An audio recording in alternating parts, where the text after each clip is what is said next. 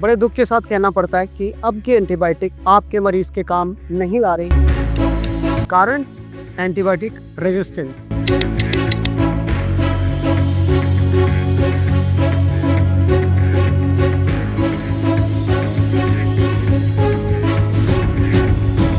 नमस्कार दोस्तों, स्थिति सोचिए, अगर कोई आपका अपना बीमार है और उसका इलाज चल रहा है और आपको पता लगता है कि दवाइयाँ जो दी जा रही है वो कारगर नहीं थी, जबकि आप अपनी तरफ से कोशिश कर रहे हैं कि बेस्ट टू बेस्ट और सबसे महंगी और सबसे अच्छी दवाई लगाएंगे, लेकिन वह भी काम नहीं कर।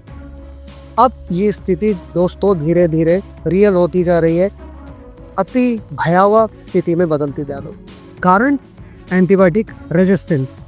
एंटीबायोटिक रेजिस्टेंस जो अब सर्वविदित है और सारे डॉक्टरों को और हॉस्पिटल को पता है कि धीरे धीरे जीवाणु, जिनको हम आम भाषा में बैक्टीरिया कहते हैं, या वायरस जिनको हम विषाणु कहते हैं, किसी भी हाई क्लास एंटीबायोटिक के खिलाफ रेजिस्टेंस या प्रतिरोध विकसित कर रही है ना खतरनाक बात। आप सोचिए कि पहली एंटीबायोटिक जो हमें मिली उसके बाद वो थी पेनिसिलिन, जो सेकेंड वर्ल्ड वार में इजाद की गई थी। उसका बेजा इस्तेमाल हुआ, सेकेंड वर्ल्ड वॉर में लाइफ बचा ली गई। लेकिन जब तक हमारी जनरेशन आती तब तक पेनिसिलिन का उपयोग करीब करीब ख़त्म हो गया। कारण बैक्टीरियल रेजिस्टेंस। सारे बैक्टीरिया ने पेनिसिलिन को पहचान लिया, उससे लड़ने की, उसके खिलाफत करने की सारी तैयारियां कर ली। इसको मेडिकल लैंग्वेज में रेजिस्टेंस कहते हैं। और जो आखिरी एंटीबायोटिक हमें प्राप्त हुई थी, जिसको हम वैंकोमाइसिन कहते हैं, ये 1987 में आई थी दोस्तों। 1987, ध्यान रखिए, 1987 से आज 34 साल हो गए हैं और नई एंटीबायोटिक दवा कोई भी नहीं आई है। एक आम तौर पे ये रिसर्च कहता है कि एक एंटीबायोटिक दवा बनाने में 15 से 20 साल लगते हैं। मान लीजिए किसी तरह की चांस अच्छे बन भी रहे हो तो भी 2050 तक नई एंटीबायोटिकों के आने की कोई संभावना नहीं है।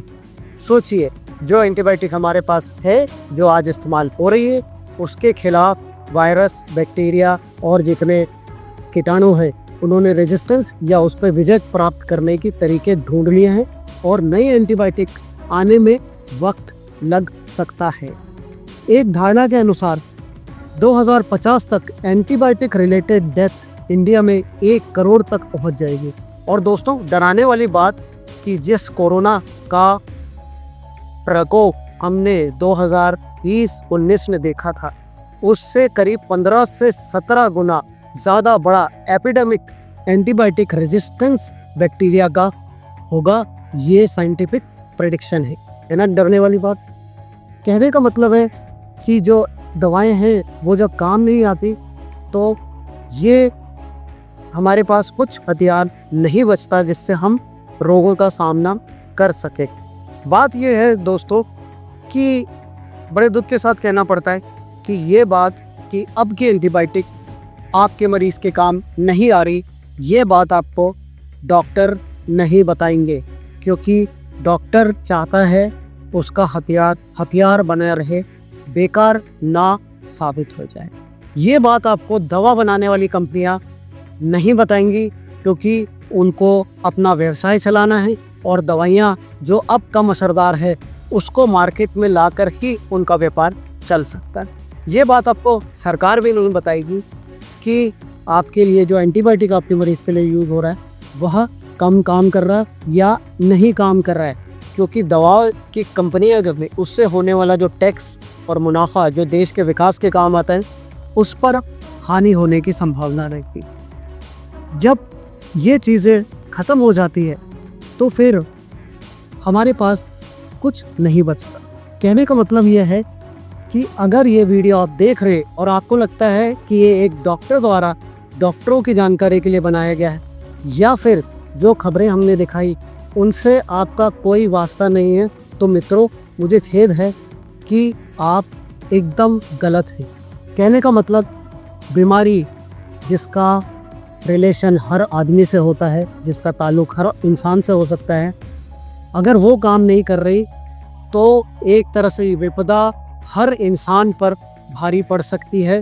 तो आप ऐसा सोचना बंद करके ही आगे का वीडियो देखिए कि ये आम जानकारी के लिए है, ये पब्लिक अवेयरनेस वीडियो है, किसी तरह का एडवर्टाइजमेंट, किसी तरह का प्रमोशन वीडियो नहीं है। खुद व्यक्तिगत तौर पे मैं काफ़ी भयभीत महसूस करता हूँ, क्योंकि एज अ डॉक्टर मुझे पता है कि अब जो बीमारियाँ जब मैं स्टूडेंट था उन दवाइयों से अच्छे से इलाज हो जाता था, अब वो दवाइयाँ नकारा साबित हो रही है। कुछ दवाइयाँ मार्केट से हट गई है। बहुत साधारण इन्फेक्शन भी अब टाइम लेके, काफ़ी मेहनत लेके भर रहे हैं, और भगवान ना करे किसी पेशेंट को इन्फेक्शन हो जाए तो काफ़ी वक्त लग रहा है। ये बातें जानते हुए मैं खुद पर्सनल तौर पे काफ़ी भयभीत हूँ, और इसी बात ने मुझे दोस्त को ये प्रेरित किया है कि मैं इस वीडियो को आपके समक्ष लाकर आपको सच्चाई की जानकारी। तो फिर ऐसा होता क्यों है? आइए कारण जानते हैं, साथ में विस्तृत जानकारी लेते हैं, क्योंकि जानकारी में ही सुरक्षा है। इनका मेन और मुख्य कारण ये है एंटीबायोटिक दवाओं का बेजा उपयोग। अब इस बेजा से मेरा मतलब है जहाँ नहीं हो, जहाँ गैर ज़रूरी हो, वहाँ पे भी एंटीबायोटिक का उपयोग किया जाने लगा है और किया जाता रहा है। मान लीजिए छोटा सा इन्फेक्शन होता है, पहले ज़माने में, पुराने ज़माने में वैद्य चीरा लगा देते थे, कोई एंटीबायोटिक नहीं देते थे, मवाद पड़ती थी, वो ठीक हो जाती थी और इन्फेक्शन भी ठीक हो जाता था, व्यक्ति भला चंगा हो जाता था स्वयं बॉडी की रेजिस्टेंस से। आबो हवा भी साफ थी, खान पान भी साफ था, लेकिन दुर्घटनावश और दुर्भाग्यवश धीरे धीरे हमारे शहरीकरण होता गया और उन रेजिस्टेंस, जो बॉडी का रेजिस्टेंस होता है, उसमें क्षति हुई है। ये देखा गया है आमतौर पे शहरी आबो हवा में पला हुआ व्यक्ति ग्रामीण क्षेत्र में पले हुए व्यक्ति की तुलना में कम प्रतिरोध बना सकता है। बैक्टीरिया के खिलाफ लड़ने की जो कुदरती शक्ति होती है वह इस व्यक्ति में कम होती है। तो आप मान लीजिए कि आज एक छोटा सा इन्फेक्शन होता है और हम कहते हैं, हमारा कोई परिवारजन है, बच्चा है, हम कहते हैं कि इसको आगे ना बढ़े, तो हम डर के क्या करेंगे, हम अच्छी से अच्छी दवाई शुरुआत में शुरू कर देंगे जिसकी शायद ज़रूरत भी ना हो। अब होता यह है कि बैक्टीरिया को ये पता लग जाता है कि उन दवाइयों की वजह से जो है हमें हानि हो सकती है। बैक्टीरिया स्वयं अपने आप में कुदरती तौर पे वह प्रतिरोध डेवलप करने लगता है एंटीबायोटिक के खिलाफ, जो कि आपकी हाई ग्रेड एंटीबायोटिक को नकारक कर दे। ये होता इसलिए क्योंकि पेरेंट का प्रेशर रहता है, परिवारजनों का प्रेशर रहता है, डॉक्टर को एंटीबायोटिक लिखनी पड़ती है जहाँ गैर ज़रूरी है। इसको एक उदाहरण के तौर पर समझाने की कोशिश करता हूँ। पहला ये कि अगर मान लीजिए किसी एक व्यक्ति ने हमें गाली गलौज की या धमकाया सड़क पे, पहली बार में जहाँ सिर्फ गाली गलौज या छोटी सी लड़ाई से काम चल जाता है, हमने पिस्तौल निकाल ली।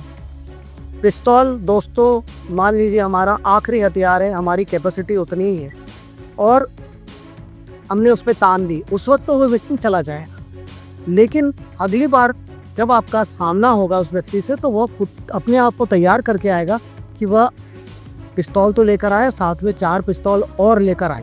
तो जहां आप गैर ज़रूरी थे, पिस्तौल नहीं निकालनी थी, अपनी पिस्तौल तान दी, और आज आपके पास फिर भी एक पिस्तौल रहती है, जबकि वो 5 आदमी और 5 पिस्तौल लेकर आया है। बैक्टीरिया का जो कुदरती स्वभाव यही है कि जहां आप एंटीबायोटिक नहीं चाहिए वहां दे रहे हैं, तो हम स्वयं खुद अपने आप बैक्टीरिया को या कीटाणु को हम सिखा रहे हैं कि हमारे पास ये हथियार है, आप इसके खिलाफ तैयारी कर लीजिए और फिर आइए, ताकि हमारे पास कुछ बचे ही ना। देखने में ये बात थोड़ी मजाकिया लगे, लेकिन बैक्टीरिया को हम खुद कोचिंग क्लास करके, क्रैश कोर्स करके ये समझा देते हैं कि आप आइए तो इस तैयारी के साथ आइए कि हमारी अच्छी से अच्छी एंटीबायोटिक की खिलाफत तो आप कर ही है। ये दोस्तों उदाहरण के तौर पे था कि किस तरह हम अपनी हानि स्वयं कर रहे हैं। इसमें एक बहुत बड़ा रोल गाँव में खुल चुके छोटे छोटे अस्पतालों का भी है दोस्तों। कहने में मुझे भारी दुख होता है कि जो ड्रग पॉलिसी ऑफ इंडिया थी वह बनाई गई थी, और उसका लास्ट जो रिवाइज किया गया है वो 2006-07 में किया गया है, जिसके तहत ये क्लियर कहा गया कि कुछ एंटीबायोटिक दवाएं ग्रामीण तौर पे, कुछ एंटीबायोटिक दवाएं पीएचसी के लेवल पे, कुछ एंटीबायोटिक दवाएं डिस्ट्रिक्ट लेवल पे, और कुछ एंटीबायोटिक दवाएं टर्शरी रेफरल केयर या बड़े अस्पतालों के लिए सुरक्षित रखी गई थी। लेकिन इसका कभी भी पालन कड़ाई से नहीं किया गया। कंपनियां, ब्यूरो किसी तरह का कोई सर्वे करके ये नहीं बता पाए कि ये एंटीबायोटिक सिर्फ बड़े अस्पतालों में ही उपयोग हो रही है, छोटे अस्पतालों में इनका उपयोग नहीं हो रहा। उदाहरण के तौर पे मीरोपेनम जो आईसीयू वाले गंभीर प्रकृति के मरीजों को दी जाती थी, अब बहुत साधारण बुखार में गांव वाले डॉक्टर साहब जो एमबीबीएस भी शायद नहीं होंगे, खेत में दुकान खोल के बैठे हुए हैं, दुकान उनको चलानी है, एंटीबायोटिक दवाएं बहुत महंगी बिकती है, मुनाफा अधिक है, तो वह तुरंत से आने वाले व्यक्ति को साधारण बुखार में मीरोपेनम दे देते हैं। साथ में दोस्तों स्टेरॉइड भी देते हैं ताकि ये चीज़ें 2 दिन में ठीक हो जाए। कहने का मतलब अगर 7 दिन में व्यक्ति को ठीक होना होगा तो उसके लक्षण 2 दिन में समाप्त हो जाएंगे इतनी ग्रेड हाई एंटीबायोटिक की वजह से। बट वह व्यक्ति शायद ठीक भी हो जाए, उसकी 2 स्थितियाँ हो सकती है, या वह व्यक्ति और गंभीर रूप से बीमार हो तब हाई ग्रेड एंटीबायोटिक बचेगी नहीं, या वह व्यक्ति तो ठीक हो जाए लेकिन ये व्यक्ति है किसी और व्यक्ति में पहुंच जाए तब कोई भी किसी भी तरह की एंटीबायोटिक बंद हो अगले व्यक्ति के लिए काम नहीं आएगी। इसको कहते हैं मल्टी ड्रग रेजिस्टेंट बैक्टीरिया, बहु दवाइयों से विकसित प्रतिरोध वाला बैक्टीरिया। और यही चीज़ है जो हमें नुकसान पहुंचाने वाला है और आप कल्पना भी नहीं कर सकते किस स्तर का नुकसान हमें होने वाला है। तो ये मुख्य कारण है कि दवाइयों का बेजा उपयोग और दवाइयों का अनकंट्रोल्ड उपयोग जो है ये ह्यूमन रेस को, खासकर डेवलपिंग नेशंस, इंडिया जैसे, अफ्रीका जैसे और साउथ ईस्ट जो नेशन है वहाँ पे काफ़ी दूर तक और काफ़ी तीव्र मात्रा में देखने को मिलेगा। यह महामारी भयानक होगी, ऐसा मैं नहीं कह रहा, ऐसा सारे विशेषज्ञ जो मेडिकल फील्ड्स और रिसर्च से ताल्लुक़ रखते हैं सारे यही एक बात कह रहे हैं।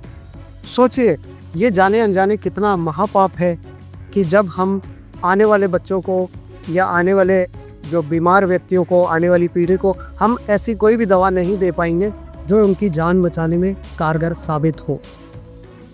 तो जाहिर सी बात है एक प्रश्न सबके मस्तिष्क में आएगा कि करना क्या चाहिए, या इसे रोका क्या जा सकता है। मैं दोस्तों बहुत दिनों से इस बारे में सोच रहा था और ये फैक्ट आप लोगों के सामने लाने की कोशिश कर रहा था उस भाषा में जिससे एक आम आदमी भी समझ पाए और रिलेट भी कर पाए। करना क्या चाहिए इस बारे में मैंने काफ़ी विचार किया, और ऐसा नहीं है कि मैंने ही किया, सोच काफ़ी लोग रहे हैं, लेकिन उसको धरातल पे लाने का जो काम है अत्यंत कठिन है। पहला ये कि ड्रग पॉलिसी ऑफ इंडिया का जो है आकलन करके उसको सब जगह पुरजोर रूप से लागू करना चाहिए। छोटे अस्पतालों में छोटी एंटीबायोटिक, कमतर एंटीबायोटिक, सस्ती एंटीबायोटिक जो बीमारियों को अतिशीघ्र कर लेना किसी फैंटेसी से कम नहीं, किसी तरह का दिवा स्वप्न है दोस्तों कि आप कंट्रोल कर लीजिए, लेकिन ज़रूरी भी यही है।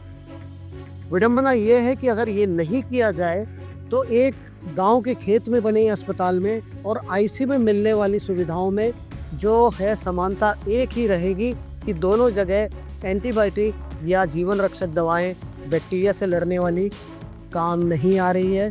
आपकी शेल्फ भरी हुई है, मरीज़ को 10,000 से 15,000 पर दिन की दवाई का खर्च बढ़ रहा है और मरीज़ ठीक नहीं हो रहा। अंततः जबकि ऐसा होता भी है, बड़े दुख के साथ कहना पड़ रहा है कि लड़ते लड़ते व्यक्ति बीमारी से हार जाता है, घर परिवार वाले लूट जाते हैं और व्यक्ति भी बचाया नहीं जा सकता। क्या ये गंभीर दुर्घटना नहीं है? क्या इसे टाला नहीं जा सकता? सोचने वाली बात है दोस्तों कि जो चीज़ इतनी आसान थी, कहने में इतनी आसान लग रही थी, उसे हम चेत करो सही समय पर हमने उसको लागू नहीं किया, उस वजह से हमने इतनी बड़ी दुर्घटना को आमंत्रण दे दिया है कि शायद इसे कंट्रोल करना आगे पॉसिबल ही नहीं होगा। अब तक तो कुछ दवाएं काम कर रही है खैर, इसलिए कुछ व्यक्ति जो है लड़के बीमारियों से, गंभीर बीमारी से बच जाते, लेकिन 2050 तक दोस्तों अप्रॉक्सीमेटली 1 से 1.25 करोड़ लोग सिर्फ एंटीबायोटिक दवाओं के निष्क्रिय होने की वजह से जान खो देंगे। तो आप जागिए, आप कम से कम अपने डॉक्टर को इतना कहिए कि अगर ज़रूरत ना हो तो एंटीबायोटिक ना दे, ताकि आपके परिजन, आपके बच्चे, आपके परिवारजन जो है अपने रेजिस्टेंस पर भी जीने की आदत डाल ले। बचपन में हमें चोट लगती थी, किसी ने टेटनस नहीं लगवाया, किसी में दवाइयाँ नहीं दी, छिल जाते थे, ब्लड निकलता था, अपने आप भी ठीक हो जाते थे। उसका कारण स्वयं की रोग प्रतिरोधात्मक शक्ति से था। ये बात आप लिख के रख लीजिए कि हाई ग्रेड एंटीबायोटिक से जल्दी ठीक होने का मतलब हम मल्टीपल ड्रग रेजिस्टेंस बैक्टीरिया बना रहे हैं, बांट रहे हैं और आगे के लिए बड़ी मुसीबत खड़ी कर रहे हैं। धन्यवाद।